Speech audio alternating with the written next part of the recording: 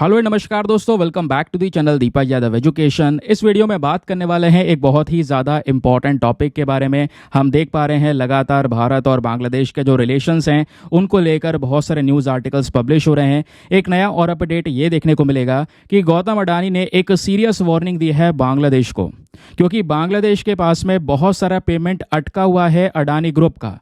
तो वो मांग कर रहे हैं कि भाई वो जो पेमेंट अटका हुआ है प्लीज़ आप उसको रिलीज़ कीजिए। इसको लेकर ढेरों न्यूज़ आर्टिकल्स पब्लिश हुए हैं, जैसे आप अपने सामने देख पाओगे। Adani wants Bangladesh of $500 million unsustainable payment delays as energy crisis looms.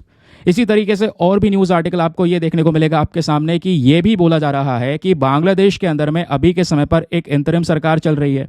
तो वो जो इंतरिम गवर्नमेंट है उसके चीफ एडवाइज़र हैं मोहम्मद यूनुस।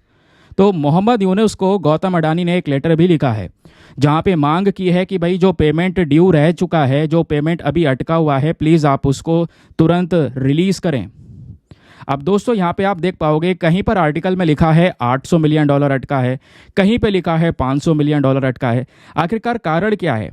और दूसरी बात, ये पेमेंट है कितना जो अभी के समय पर अटका हुआ है? तो इस बात को समझिएगा। बांग्लादेश पर अडानी ग्रुप का बिजली का यानी इलेक्ट्रिसिटी की बात कर रहे हैं, क्योंकि अडानी ग्रुप बहुत सारी इलेक्ट्रिसिटी सप्लाई करता है बांग्लादेश में। अभी मैं उसके बारे में बताऊंगा कि कौन से प्रोजेक्ट के माध्यम से और कहां से कैसे सप्लाई होती है।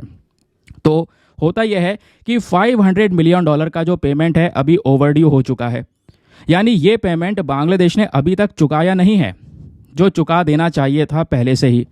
तो बांग्लादेश पर अडानी ग्रुप का कुल वैसे तो $800 मिलियन यानी कि $80 करोड़, अगर हम रुपीस में बात करेंगे तो 6,720 करोड़ रुपए, यानी 6,500 करोड़ रुपए से भी ज़्यादा का कर्ज है आज के समय पर, जिसको लेकर यहाँ पे अडानी ग्रुप लगातार चेतावनी दे रहा है कि भाई ये जो पेमेंट है प्लीज़ इसको रिलीज़ करें, क्योंकि अदरवाइज़ फिर उसके बाद में नहीं तो काफ़ी सारे इश्यूज़ आएंगे आने वाले समय पर। क्योंकि अभी जो ये सारी इलेक्ट्रिसिटी सप्लाई होती है बांग्लादेश में, ये गोडा पावर प्रोजेक्ट से होती है। ये गोडा पावर प्लांट दोस्तों झारखंड में लगाया गया है, अडानी ग्रुप का ही प्लांट है और ये काफ़ी स्पेशल है। ज़रा इस बात को ध्यान से सुनिएगा। हमारे देश में वैसे तो बहुत सारे पावर प्लांट्स हैं, उन सभी पावर प्लांट से बहुत ही ज़्यादा अलग है, ये यूनिक है। तो गोडा प्लांट भारत का पहला ऐसा ट्रांसनेशनल पावर प्रोजेक्ट है जिसको डेडिकेट किया गया है पूरी तरह से कि केवल और केवल यहाँ पे जितनी भी बिजली का उत्पादन होगा वो प्रोडक्शन हुई हुई इलेक्ट्रिसिटी को हम केवल एक्सपोर्ट ही करेंगे। यानी अभी क्या होता है, जो हमारे नॉर्मल पावर प्लांट्स हैं वहाँ पे इलेक्ट्रिसिटी का प्रोडक्शन होता है, वो हमारे देश के ग्रिड के साथ में जुड़े हुए होते हैं और अपने देश में उस बिजली का सप्लाई हो रहा होता है। लेकिन ये जो गोडा पावर प्लांट आपको देखने को मिलेगा दोस्तों, यहाँ पे जो भी इलेक्ट्रिसिटी प्रोड्यूस होती है इसको 100% एक्सपोर्ट किया जाता है, जो अडानी ग्रुप के अंडर में आता है। और ये अडानी पावर ने बांग्लादेश पावर डेवलपमेंट बोर्ड के साथ में अग्रीमेंट किया था और ये दोस्तों 25 साल का अग्रीमेंट था, जिसको हम बोलते हैं पावर परचेज अग्रीमेंट, जहाँ पे हमारा टारगेट था कि हम लगातार इन पर्टिकुलर ईयर्स में बांग्लादेश को ये इलेक्ट्रिसिटी सप्लाई करेंगे।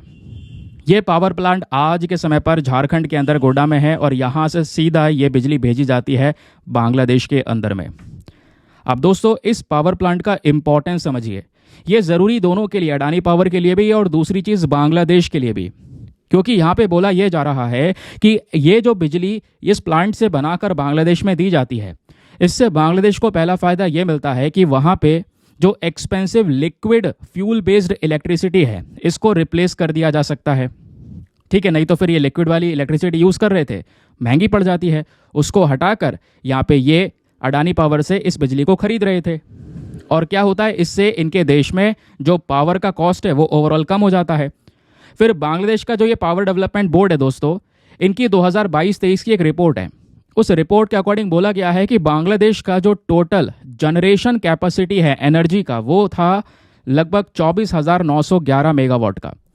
ये जून 2023 तक का डेटा है। इतने पर्टिकुलर समय तक इतना एनर्जी इंस्टॉलेशन की कैपेसिटी बांग्लादेश की थी।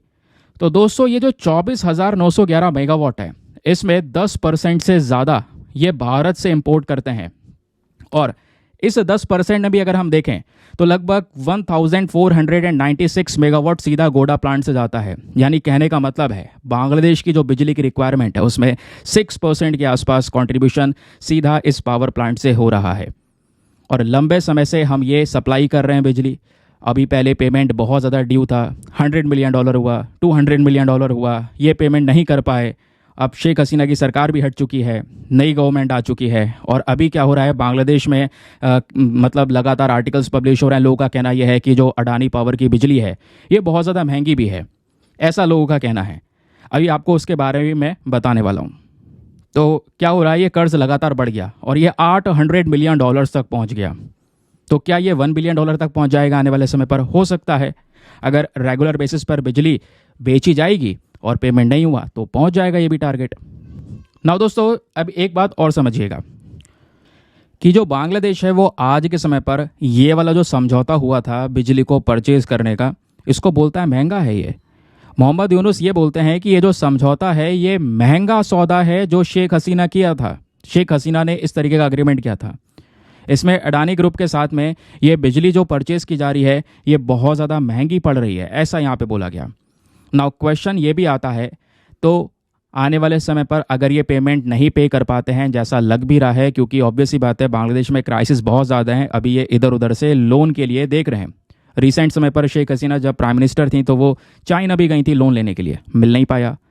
तो क्वेश्चन यही उठता है, क्या ये जो हमारा गोडा पावर प्लांट है इससे अडानी ग्रुप ये पावर की सप्लाई लगातार करता रहेगा? तो फाइनेंशियल टाइम्स की एक रिपोर्ट है, उसके अकॉर्डिंग में यहाँ पे बोला जा रहा है कि अडानी ग्रुप ने ये बोला है कि देखिए तनाव लगातार बढ़ रहे हैं, ये हमें दिख रहा है, बट फिर भी सप्लाई अभी के समय पर जारी रहेगी।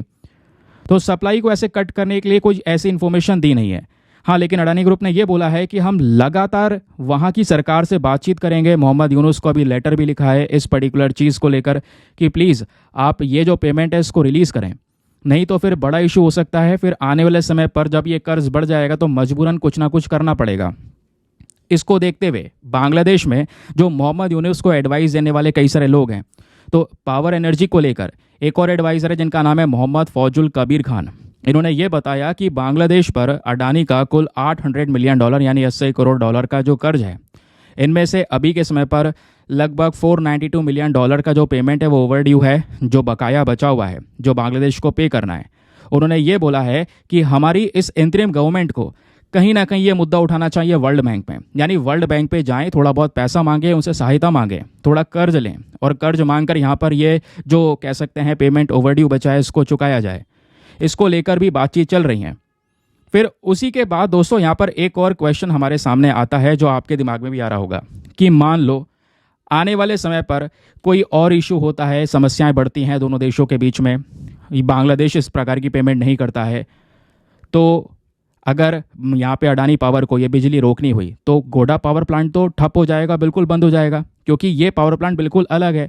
100% यहाँ पे जो बिजली प्रोड्यूस होती है वो सारी की सारी एक्सपोर्ट की जाती है। तो ये क्या करेंगे?